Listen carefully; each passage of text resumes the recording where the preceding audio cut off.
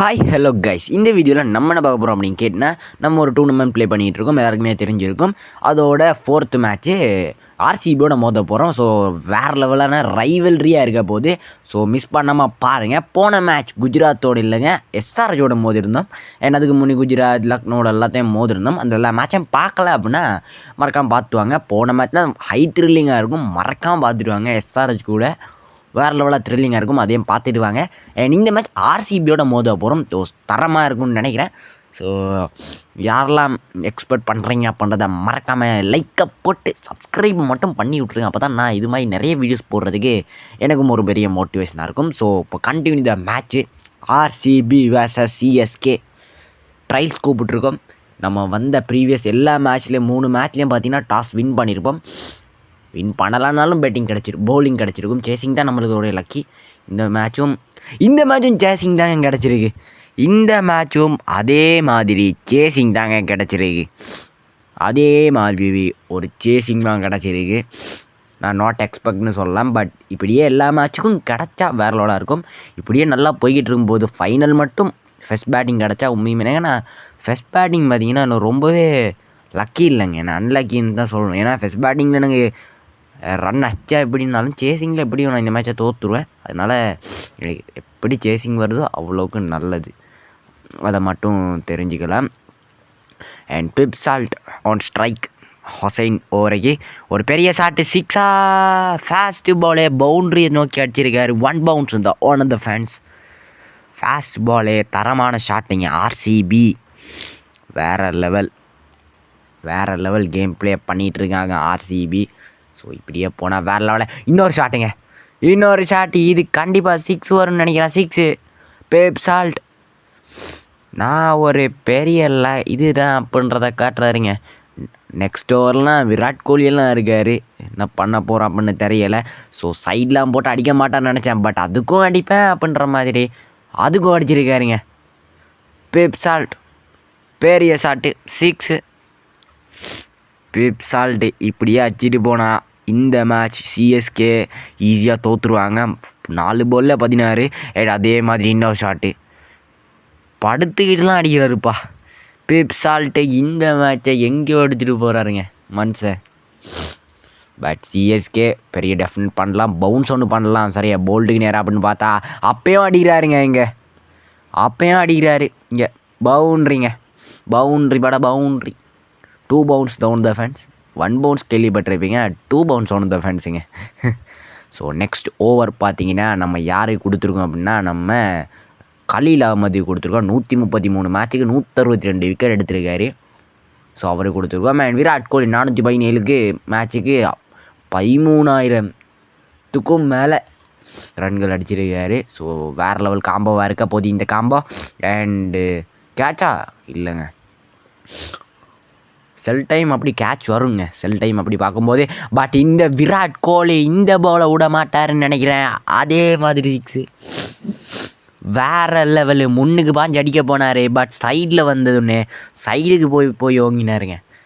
இந்த பால் எனக்கு தெரியும், இப்படி யோக்கர் போட்டாலே இப்படி தான் அடிப்பாருன்னு தெரியுங்க. பவுண்ட்ரி இப்படியே அடிச்சா நம்மளுக்கு சேசிங்கில் ஒரு பெரிய டார்கெட் இருக்க போதுங்க போன மேட்ச் மாதிரி. பட் போன மேட்ச் மாதிரி ஒரே நம்மளுக்கு அமைய போது இல்லை.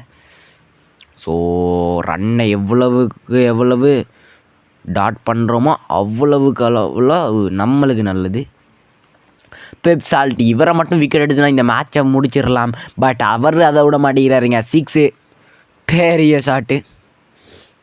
பெப் சால்ட் அவர் இந்த மேட்சை விட மாட்டார், இழுத்து பிடிச்சிக்கிட்டு இருக்காருங்க மனுஷன். நூர் அகமது 163 மேட்ச்சுக்கு 195 விக்கெட் எடுத்திருக்காரு. ஸோ பெரிய டார்கெட்டாக இருக்க போகுது சிஎஸ்கேயோட மெயின் பவுலர்ஸில் ஒருத்தர். அண்ட் விராட் கோலி ஸ்ட்ரைக்கில் வந்திருக்காரு. 5 பாலில் 11 ரன் அடிச்சிருக்காரு. பட் இவர் பெரிய ஸ்ட்ரைக் ரேட்டில் ஆடுவார்னு நினைக்கிறேன். ஸோ பட் ஸ்டால்ட் இல்லை. பட் அப்படின்னு எனக்கு தெரியுங்க, இப்படி யோக்கரு இப்படிலாம் வந்தாலே அந்த சைடில் மெதுவாக அடிச்சு விட்ருவார். அதே மாதிரி இன்னொரு பவுண்டரி கிடச்சிருக்கு ஆர்சிபி இந்த மேட்சை வின் பண்ணுவாங்களா அப்படின்றது தான் பெரிய கேள்வியாக இருக்குது. என்ன நடந்தாலும் நல்ல இதாக நடக்கட்டும் என்ற மாதிரி தான்.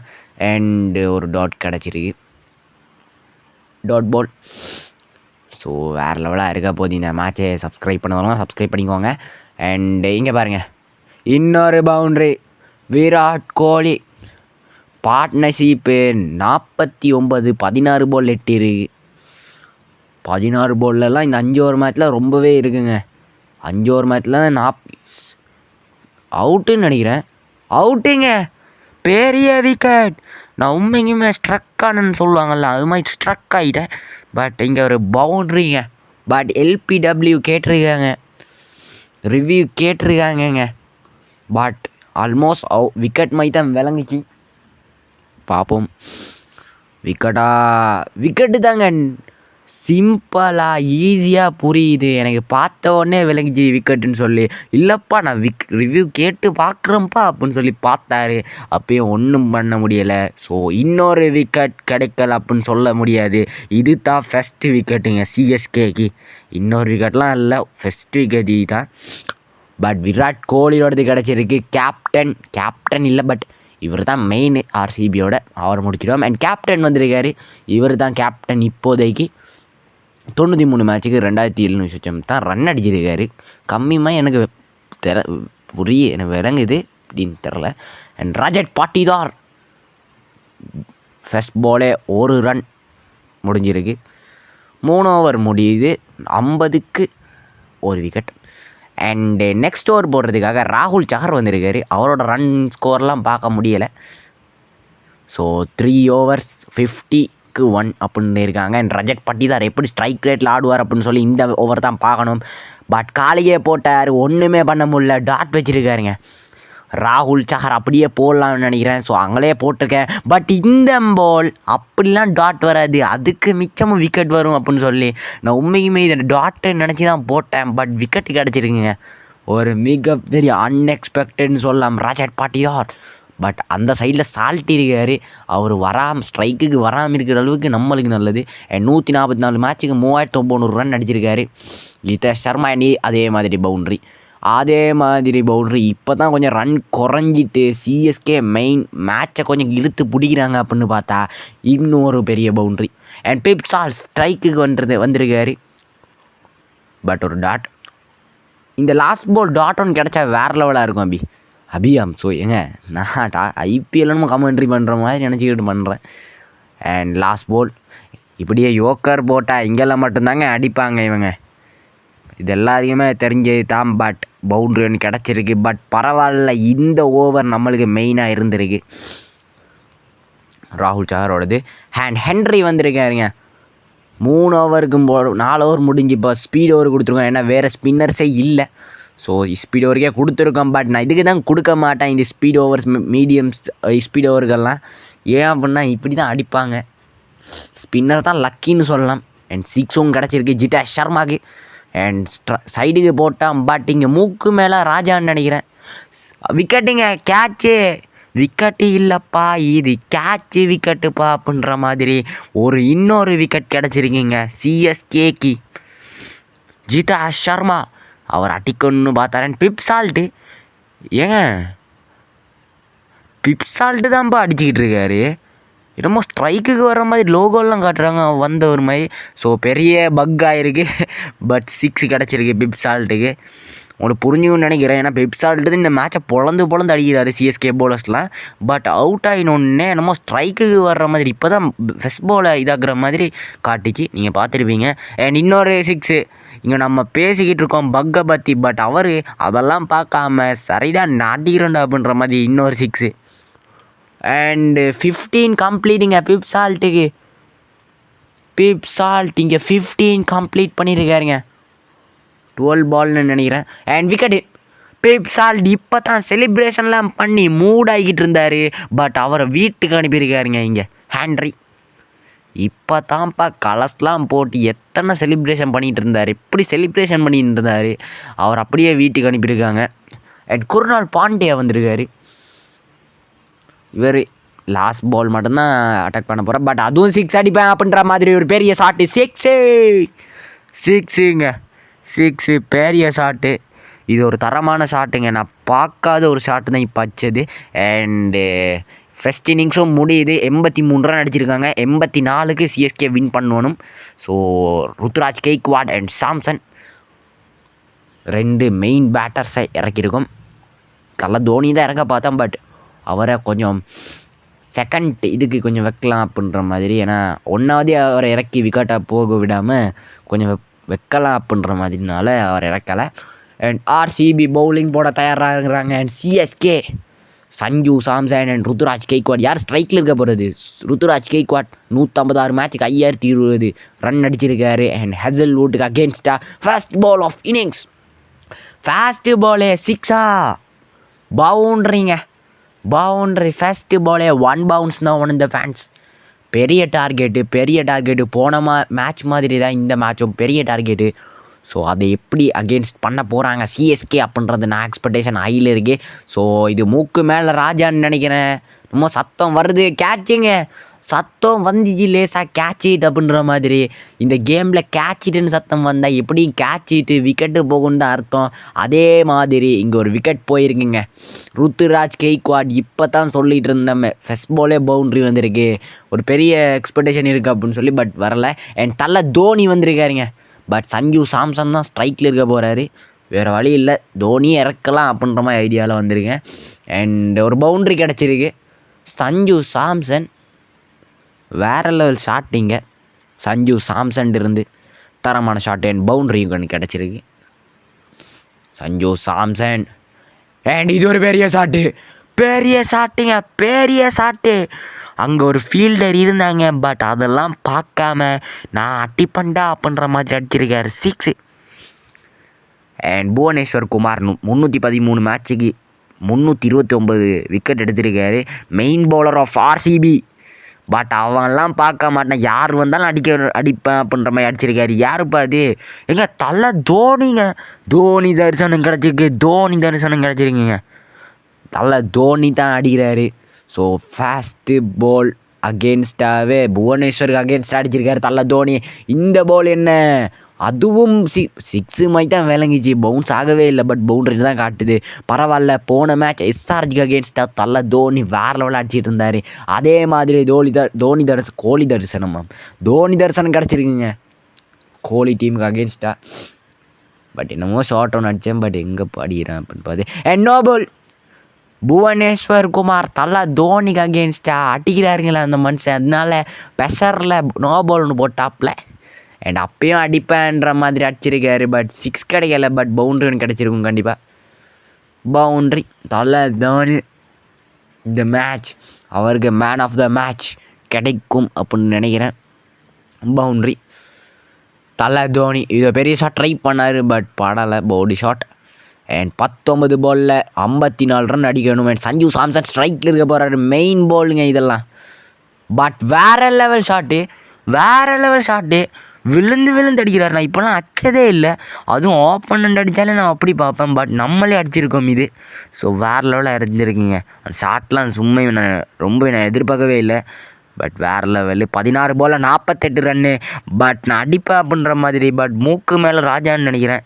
இல்லைங்க, பவுண்ட்ரின்னு நினைக்கிறேன். பவுண்ட்ரியும் வராதுப்பா அப்படின்ற மாதிரி சொல்கிறாங்க. பட் 3 ரன் ஓடி இருக்கும். அண்ட் 15 பாலில் 45 ரன் அடிக்கணும். ஸோ என்ன பண்ண போகிறாங்க அப்படின்றத வெயிட் அண்ட் வாட்ச் தான் பார்க்கணும். ஸோ அதே மாதிரி அச்சம். பட் இது கன்ஃபார்ம் 6. எனக்கு தெரியும் இந்த ஷாட் கண்டிப்பாக 100% கன்ஃபார்ம் ஆகும் அப்படின்னு சொல்லி. அதே மாதிரி கன்ஃபார்ம் ஆகிருக்கு, ஷூரும் ஆகிருக்கு. 6. 14 பாலில் 39. இந்த பாலும் 6 வந்தால் 100% வின்னிங் பர்சன்ட் ஏறிடும். பட்டு 6ங்க 100% வின்னிங் பர்சன்ட் நான் சும்மா சொன்னேன். பட் வேறு லெவல் எகிரிருக்கு. 13 பாலில் 33. என்ன நடக்க போகுது அப்படின்றத வெயிட் அண்ட் வாட்ச். மறுவாரு ஷாட்டு 6ங்க. இன்னொரு ஷாட்டு 6. பெரிய ஒரு கேம் சேஞ்சிங் மூமெண்ட்டுங்க இங்கே. கேம் சேஞ்சிங் மூமெண்ட் நம்ம அன்எக்ஸ்பெக்டட்னு சொல்லலாம். பார்ட்னர்ஷிப் எங்கேயோ இருக்குது. 12 பால் 27 அடிக்கணும். அண்ட் குர்னால் பாண்டியா 226 மேட்சுக்கு 164 விக்கெட் எடுத்திருக்காரு. அண்ட் சஞ்சு சாம்சன் ஸ்ட்ரைக்கில் இருக்க போகிறாரு. நெக்ஸ்ட் ஓவர் அப்போ நம்ம தலை தோனி ஸ்ட்ரைக்கில் இருக்க போகிறாங்க. வேறு லெவலில் இருக்க போகுது. அண்ட் 12 பால் 27. இந்த பால் 6 வந்துச்சுன்னா கொஞ்சம் வேறு லெவலாக இருக்கும். என்ன நடக்க போகுது? ஆமாங்க 6. 100% இதை நான் உண்மைக்குமே எதிர்பார்க்கல. ஒரு பவுண்ட்ரி சரி கிடச்சிரும் நம்பிக்கை இருந்துச்சு. பட் இப்படிலாம் ஷாட்லாம் வந்து 6 வரும் அப்படின்னு சொல்லி நினைக்கவும் இல்லை. விழுந்து அடிக்கிறாருப்பா. ஸோ வேறு லெவலுங்க. எனக்கு இன்றைக்கி நம்ம காலம்னு நினைக்கிறேன், அப்படி தான் படுது. அண்ட் இது ஷுவரான்னு தெரில, பட் பவுண்ட்ரி கிடச்சிரும். பவுண்ட்ரி இந்த மேட்ச் நம்ம எப்படி ஆல்மோஸ்ட் வின் பண்ணியிருக்கோம். போன மேட்ச் எஸ்ஆர்ஹெச்சோட வின் பண்ணியிருந்தோம். இந்த மேட்ச் பார்த்திங்கன்னா ஆர்சிபியோட வின் பண்ணியிருக்கோம். ஸோ வேறு லெவலாக நம்ம வின் பண்ணிட்டு போய்கிட்டு இருக்கோம். நெக்ஸ்ட் மேட்சும் நல்லா போகணும் அப்படின்னு நம்பிக்கை எனக்கு இருக்குது. ஸோ எல்லாம் வெயிட் அண்ட் தான் வாட்ச் தான் பண்ணணும். பட் விக்கெட்டுங்க இங்கே விக்கெட்டு. பட் நான் அவ்வளோ பெருசாக நான் இதாக போகிறது இல்லை, ஏன்னா இவ்வளோ அடிச்சிருக்கோம். ஸோ ஒரு விக்கெட் தானே அப்படின்னு சொல்லி தான் இருக்கேன். பட் நெக்ஸ்ட் பால்லாம் ஈஸியாக இந்த மேட்சை முடிச்சிடலாம். 10 பாலில் 17 தானே, ஈஸியாக முடிச்சிடலாம். அண்ட் இந்த பால் ஒரு 6 வந்துச்சுன்னா ஆல்மோஸ்ட் 100% இந்த மேட்ச் நம்மளுக்கு தான் அப்படின்றதா மாறிடும். வருமா வருமான்ற மாதிரி பவுண்ட்ரிங்க. வருமான்ற மாதிரி வருமா அப்படின்ற மாதிரிங்க பவுண்ட்ரி. ஆர்சிபி இந்த மேட்சை லூஸ் பண்ணுறாங்க. ஒரு ரைவல்ரியான மேட்ச்சு. நான் உண்மையுமே எதிர்பார்த்தேன் ஒரு த்ரில்லிங்காக போகும்னு, பட் வரல. டாட் ஒன்று கிடச்சிருக்கு. 7 பாலில் 13. இந்த பால் கொஞ்சமாக த்ரில்லிங்காக போகும்னு நினைக்கிறேன். அண்ட் மூக்கு மேலே ராஜாவா இது கேட்ச் புழிஞ்சினா உண்மையுமே ஏங்க கேட்சுங்க. இந்த மேட்ச் ஆர்சிபி உள்ளுக்கு வராங்க. இப்போ தான் சொல்லிகிட்டு இருந்தேன் 100% வின்னிங்கு அப்படின்லாம். பட் ஆர்சிபி இந்த மேட்சுக்குள்ளே வராங்க. சொல்லுவாருங்கள்ல இந்த மேட்ச்சில் உயிருக்கா அப்படின்ற மாதிரி நானும் கேட்க இருக்கிறேன். அண்ட் சுயேஷ் சர்மா 4 மேட்ச் தான் ஆடி இருக்கார். அண்ட் ஒரு விக்கெட் எடுத்திருக்காரு. அண்ட் சிவம் டூபே 175 ரன்னுக்கு என்னமோ ரன் அடிச்சிருந்தார். அண்ட் இந்த பால் என்ன சார் ரன் ஒன்று வரும்னு நினைக்கிறேன். 6 இந்த மேட்சை ஆல்மோஸ்ட் வின் பண்ணிட்டோன்னு சொன்னேன். பட் அது கொஞ்சமாக கிட்ட வந்துக்கிட்டு இருக்குங்க. வெறும் 8 ரன் தான் அடிக்கணும்னு நினைக்கிறேன். இல்லைங்க 7 ரன் அடிக்கணும்.